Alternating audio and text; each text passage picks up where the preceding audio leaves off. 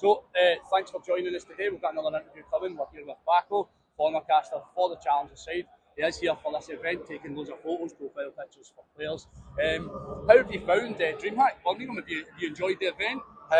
It's a wild one. I'm in a weird position in that I'm here with you guys primarily. Guys, thank you so much to the Atlas Lions for getting me in as coach. Took a map off Steve Vortex, thank you very much.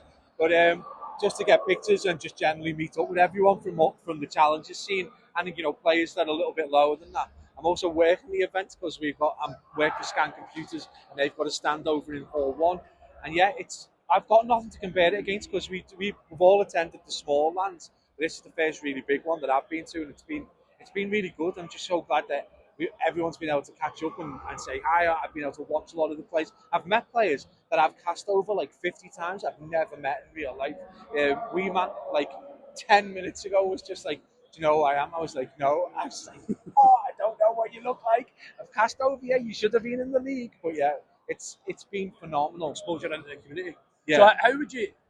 You mentioned you've went to a few of the smaller setups and smaller events that have been there. That's the first kind of major event you've attended. Yeah. How would you compare the two? A kind of smaller event compared to the major? Is there a big difference at all? This one smells better. Smells better. Hey, we want that. Obviously it's massive. It's a bit area. There's a couple of. It's great because I think it's a bit more comfortable for the players.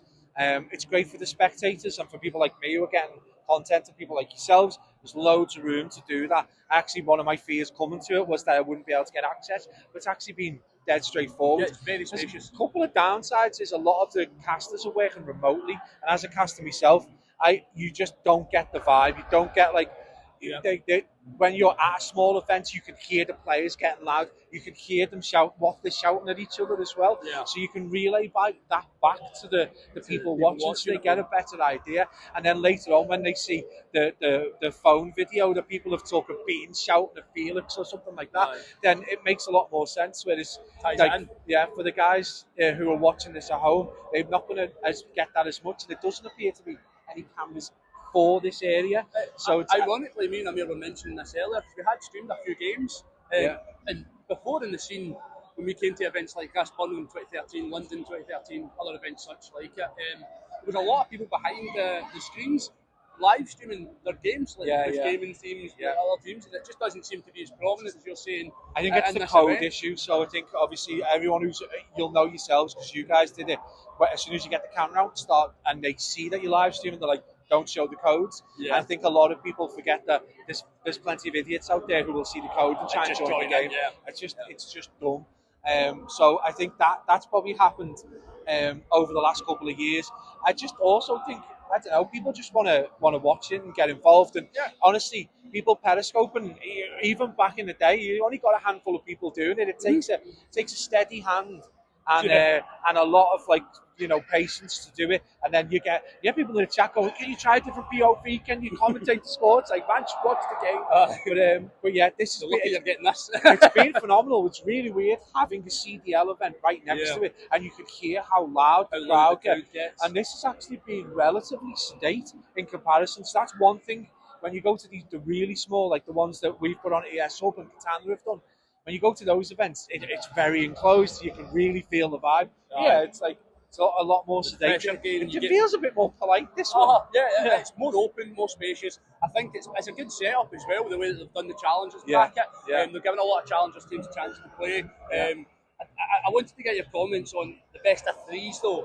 I think it was round 5 losers and round 5 winners. They changed it over to a best of 5. Do you think that was a good thing, or do you think it gave less chance for teams to play? I think when they were looking at creating the bracket before they released it, I think their primary focus was to finish on Saturday as early as possible, so they could do the media with the two teams that were then going to play main stage. So the ultimate goal's always been one game on Sunday, challenges on main stage, then grand finals or however they do the CDL.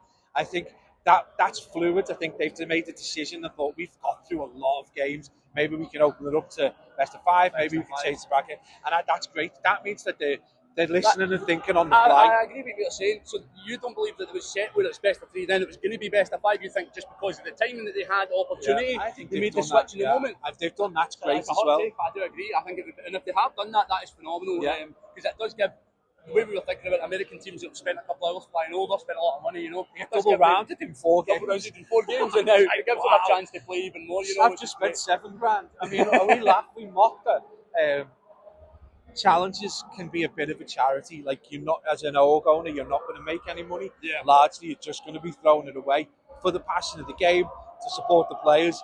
But like, getting double rounded in 4 games is like, that's like, it's a kick in the teeth. Yeah, it really is. Horrible. It's a kick right in the wallet, isn't it? It's like, holy. And then you've got like 2 full days of food and all the other stuff that if the team stays, it's wild. I honestly, the outcome I wanted, because every time we go to the US to play, our teams end up playing each other really early on, and we end up losing a lot of UK sides because of it. So I was just hoping all the Americans would play each other. The same thing, the opposite way. But, it's been brilliant, and the games that are on right now are like so close. I mean, so exciting. That Rock Falcons Academy game was tremendous. We just watched P7 absolutely dominate Sense's side, which is Project 7. It was an amazing. It was an amazing game. They needed that confidence back, and they needed to squash that team into oblivion. Phenomenal game. And they did that. Did it in style. And now we've got another English team, Clutch and the boys, just trying to do their bit and losers. So hopefully they'll do that as well. So we do see you've got your camera with you, Paco. So you've been taking a lot of photos of the event, some profile pictures for teams and stuff like that. If you've got, where are you going to be posting these? And so one thing is, I don't know a lot of the players' names. I know all the guys from the UK, mainly anyway, and I know some of the guys from America. But yeah, if you just look out for Pablocasts, I'm just going to be like blanket bombing Twitter with their profile pictures. So just let me know, add your at or whatever. I've got multiple pictures of some players as well, so especially those sat at the corners where the lighting was kind of all right.